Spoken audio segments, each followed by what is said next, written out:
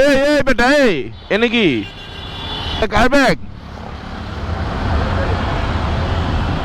কথা কস না এই বেটা, পুরা নেশা করে আর টোল।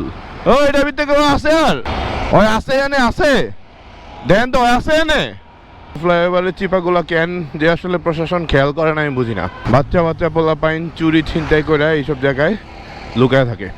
এই যে ব্যাগটা আমার তো মনে হয় না এই ব্যাগ ওর, কারণ ওর ব্যাগ হলে এই চিপায় লুকায় বকে হয়। ও নিচে নামতেছে, তো নিচে যখন নামতেছে তখন আমাদের সন্দেহ হয়েছে কিরে ভাই ওই যে নিচে নামতেছে কেন বা লুকাইতেছে কেন।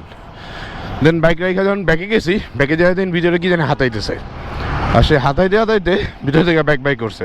দিনে দুপুরে এমনি ওপেনলি ওরা ঘোরাফেরা করে, নেশা করে, উল্টাপাল্টা জিনিসপত্র খায়, প্লাস উল্টাপাল্টা কাম কাজ করে।